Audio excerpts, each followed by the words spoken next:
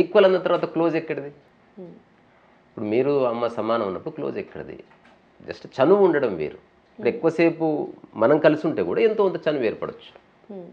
తద్వారా మీరు నన్ను ఒరే అనొచ్చు, నేను మిమ్మల్ని ఇంకేమని అనొచ్చు. బట్ అంతవరకే, రెస్పెక్ట్ మారడానికి వీలేదు. అంతఃశ్రోతలో మార్పు ఉండదు.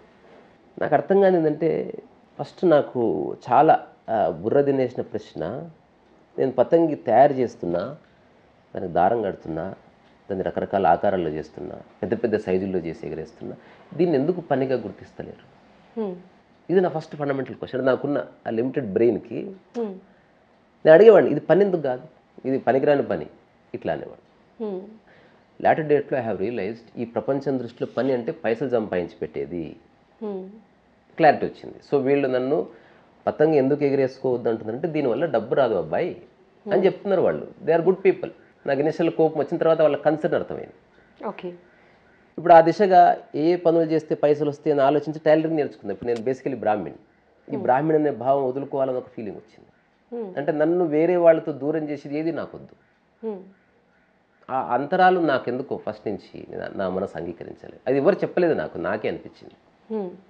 మా నాన్నమ్మ మా ఇంటి పక్కన ఒక పిల్లవాడితో ఆడుకుంటే ఆడుకొనిచ్చేది కాదు. నాకు ఇప్పుడు తెలుసు కారణం కులం. సో అప్పుడే నాకు ఆ సీడ్ పడింది. నేను రెవల్యూషనరీ కాదు, లేకపోతే నేను ఎప్పుడు పోరాడేవాడిని కాదు. నాకు లోపట అనిపించేది ఈ వ్యత్యాసాలు ఉండకూడదు. ఓకే. కానీ ఎట్లా? ప్రపంచంలో ఉన్న వ్యత్యాసాలు నేను తీసేయలేను. అట్లీస్ట్ నాలో ఉన్న వ్యత్యాసాలు తీసేయచ్చు. అంతవరకైతే నాకు ఎప్పుడు ఆప్షన్ ఉంది. సో అది నేను చేసిన. అంటే ఒక వ్యక్తిగా నేను ఏం ట్రాన్స్ఫార్మ్ చేసుకోవాలో అది నా పరిధిలో ఉన్నాయి. ఇప్పుడు గవర్నమెంట్ పరిధిలో ఉంటే నేనేం చేయలేను, మిలిటరీ పరిధిలో ఉంటే మీరేం చేయలేరు, యునెస్కో పరిధిలో ఉన్నా మీరేం చేయలేరు. మీ పరిధిలో ఉన్నది ఎగ్జాంపుల్ ఇది ఇక్కడి నుంచి తీసి ఇక్కడ పెట్టుకోవచ్చు, ఐ కెన్ డూ ఇట్. అట్లా ఏవేవి నా పరిధిలో ఉన్నాయో అన్నిటినీ ట్రాన్స్ఫార్మ్ చేసి నేను ఓకే అందులో ఎవ్రీథింగ్ ఉన్నాయి. సో ఈ డబ్బు గురించి ఆలోచించి నేను టైలరింగ్, మా ఒక ఫ్రెండ్ ఉంటే మరి నీ కులం వేరే, నేను నీకు టైలరింగ్ చెప్తున్నా అంటే మరి తిడతారు నన్ను. వాడు భయపడ్డాడు, వాడు వేరే కులం. నేను ఈ కులము అవన్నీ కాదు, నాలో అలాంటి భావన లేదు, నువ్వు వేరే అని, నువ్వు నన్నులాగా అందరిలాగే ట్రీట్ చేయి. అట్లా ఇంట్లో చెప్పకుండా నేను ఒక 1.5 year టైలరింగ్ నేర్చుకున్నాను. ఇంట్లో చెప్పలేదు? చెప్తే పోనివ్వరు. మొట్టమొదటి రెవల్యూషనరీ యాక్ట్ అన్నట్టు అక్కడ స్టార్ట్ అయింది. వాడు నన్ను భయంకరంగా ట్రీట్ చేసేవాడు. అంటే నార్మల్ కాదు, ఇంకా అంటే ఏ రేంజ్లో నన్ను తిట్టాలో ఆ రేంజ్లో. I use to check myself, వీడు అట్లా తిడుతున్నాడు బూతులు, నాకేమైనా బాధ వేస్తుంటే ఏ బాధ లేదు. బాధపడలేదు? ఫస్ట్లో బాధ అయింది, తర్వాత అది కాదని నాకు అనిపించింది. సో ఇదంతా గొప్ప ఫిలాసఫీ. ఎప్పటిదప్పుడే, ఇప్పుడు ఇక్కడ ఏదో మరకబడ్డది అప్పటికప్పుడే క్లియర్ చేసుకున్నట్టు, అప్పటికప్పుడే నాకేదో అర్థమవుతూ ఉండేది, అప్పటికప్పుడే నేను దాన్ని ఆస్వాదిస్తూ ఉండేవాడిని. ఓకే. ఎప్పుడో జీవితం అనుభవించేది కాదు, ఈ క్షణమే అట్లా తెలుస్తుంది క్లియర్గా.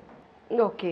ఏ ఊరండి మీది? అచ్చంపేట. అచ్చంపేట. సో అందరూ నాకు కనిపించింది, కొన్ని కూరగాయల షాపులు పెట్టుకున్న వాళ్ళు, షాపులు పెట్టుకున్న వాళ్ళు, బట్టల షాపులు పెట్టుకున్న వాళ్ళు, ఆ తర్వాత గవర్నమెంట్ ఉద్యోగస్తులు, ప్రైవేట్ ఉద్యోగస్తులు, ఇట్లా డివైడ్ అయింది కుల వృత్తులు. సో ప్రతి ఒక్కరిని నేను దగ్గరికి వెళ్ళి గమనించడం మొదలుపెట్టింది. వాళ్ళకి తెలియదు నేను గమనిస్తున్నట్టు. ఓకే. ఇక్కడ ప్రతి ఒక్కరిని అయితే గమనించాను. ఎందుకంటే నా జీవితం నేను జీవించాలంటే నాకు ఏదో ఒక ఇన్స్పిరేషన్ కావాలి. వెతుకులాడుతున్నా, నాకు సపోర్ట్ లేదు. అలాగే నన్ను ఎవరు కొట్టలే తిట్లే, అప్పుడప్పుడు మాట అంటున్నారు, పని చేసుకుంటున్నారు. నాకు అదే చాలా పెద్దగా ఇబ్బంది అనిపిస్తుంది.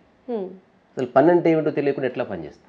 టమాటాలు కొనుక్కరా అన్న, మీకు టమాటా అంటే తెలియకపోతే ఏం కొనుక్కొస్తారు? ఎవడో చెప్పాడు ఎర్రగా ఉన్నది టమాటా, యాపిల్ తెస్తే.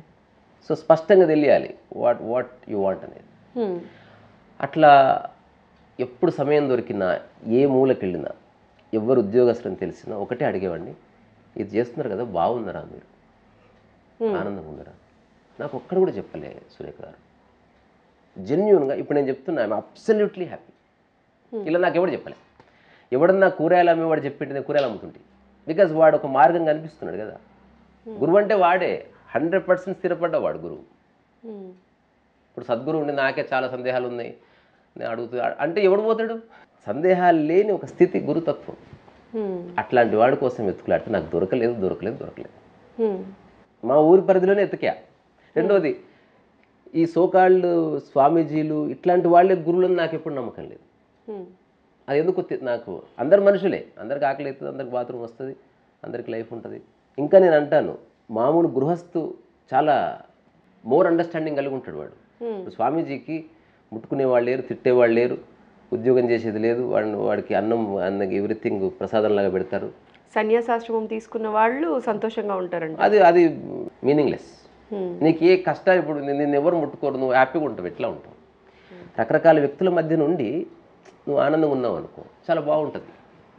అందుకే పారిపోవద్దు, అక్కడే ఉందాం. బట్ దేర్ మస్ట్ బి, ఇది కొన్ని ఏళ్ళ అన్వేషణ అన్నట్టు. సో నేను అడిగితే నాకు ఎవరు చెప్పలే. అప్పుడు మా ఇంటి వాళ్ళందరూ నేను ఒకటి చెప్పాను. చుట్టుపక్కల సాయంత్రం అయితే నేను ఇట్లా ఉయ్యాలేసుకుని ఊగుతూ ఇట్లా పనికిరాని జోలంతా చెప్తుంటే అందరు నన్ను తిట్టేవాళ్ళు. తర్వాత రకరకాల ప్రశ్నలు వేస్తుంటే నాకున్న అండర్స్టాండింగ్ ఇది పుస్తకాలతో నాకు అనిపించింది చెప్తుండే కాబట్టి చాలా థ్రిల్లింగ్ ఉంటుండే. సో అప్పుడు ఇది ఒక మాట చెప్పాను, మొట్టమొదటి క్లారిటీ ఆఫ్ థాట్. అంటే అప్పటికి ఒక 2-3 years ఆఫ్ రీసెర్చ్ తర్వాత నాకు వచ్చిన మాట అది. అదేమిటంటే, మీరంతా చెప్తుంది కరెక్టే, మీరు నా మంచి కోరే చెప్తున్నారు, మీరంతా మంచివాళ్ళు. ఇప్పుడు నేను మీకు ఒక స్టేట్మెంట్ ఇస్తున్నా, ఇన్వర్టెడ్ కమాస్ లో మీరందరూ మీరు నా మంచి కోరి చెప్తున్నారు జాబ్ చేయమని, మూలం మీకు తెలియదు. సో మీరంతా మంచి చెప్తున్నారు, అంతా ఫైన్. నాకు ఎలా జీవించాలో తెలుస్తలేదు, కానీ ఒక్కటి స్పష్టంగా తెలిసింది, మీలాగా మాత్రం జీవించొద్దని. ఇది నా ఫస్ట్ రియలైజేషన్. ఓకే. తద్వారా ఏ ఊరివాడు ఆ విషయంలో, including my mother is not my inspiration. Okay. కాదు, ఇది కాదు లైఫ్. ఇలా రోజంతా సంఘర్షణ పడుతూ, కష్టపడుతూ, పరిగెడుతూ, ఒకరినొకరు తిట్టుకుంటూ, ఒకరికొకరు రెస్పెక్ట్ లేకుండా, ఉన్నదాన్ని అనుభవించకుండా, this is not life. I don't know what life is, but this is not. ఒకవేళ ఇదే అయితే I end my life, simple. Even I thought of ending my life. Is it so? Yeah. అనుకున్నారా అట్లా? దానికి అప్పుడు ఒక సూసైడ్ నోట్ రాసిన నేను. కామెడీ సూసైడ్ నోట్ రాశారా? అంటే అది ఎట్లా, నాకేం దాంట్లో ఏం రాసింటే, చచ్చిపోవాలని లేదు కానీ ఎందుకు బతకాలో తెలుస్తలేదు. ఇది నా suicide note. Very comedy. Okay. అది చాలా రోజులు నా గదిలో ఉండేది. నేను దాన్ని ఎప్పుడు చూసేవాడిని. చచ్చిపోవాలని ఏమీ లేదు, రాసి పెట్టుకున్నారు. అంటే చచ్చిపోవాలని లేదు నాకు, కానీ ఎందుకు బతకాలో తెలుస్తలేదు. ఇది ఎట్లా సినిమా చూడాలని ఉంది కానీ ఒక్క మంచి సినిమా లేదు, మంచి భోజనం చేద్దామంది ఒక్క మంచి హోటల్ లేదు. ఇట్లా అనుకుంటాం కదా మనం. అంటే నాకు లిటరల్గా బోర్ వచ్చింది. అందరు ఏదో చెప్తున్నారు, నేను చెప్పేది ఇవ్వడానికి అర్థమవుతుంది. అక్కడి నుంచి I stop speaking to people about life. Okay. జీవితం గురించి మాట్లాడడం మానేశారు. బక్వాస్ విషయాలు చెప్పి తప్పించుకుంటుంటే ఏదో ఒకటి అప్పటికప్పుడు. బట్ పర్సిస్టెంట్గా I started looking at my, నాకేం కావాలి. నాకు అల్టిమేట్గా ఒకటి తెలిసింది, స్వేచ్ఛ లేకపోతే లైఫ్ లేదు, సృజన లేకపోతే లైఫ్ లేదు, దాని తర్వాతే మిగతావన్నీ. ఇప్పుడు మీ ఎదురుగున్న వ్యక్తి, he's absolutely free, he's liberated and he's absolutely creative. ఆ క్రియేటివ్ తన పాయింట్ ఆఫ్ వ్యూలో, నేను వేసేది మీకు అసలు నచ్చకపోవచ్చు, అది మీ choice, but I know that I'm creative. ప్రకృతిని ప్రపంచాన్ని కలిపే బ్రిడ్జ్ క్రియేటివిటీ.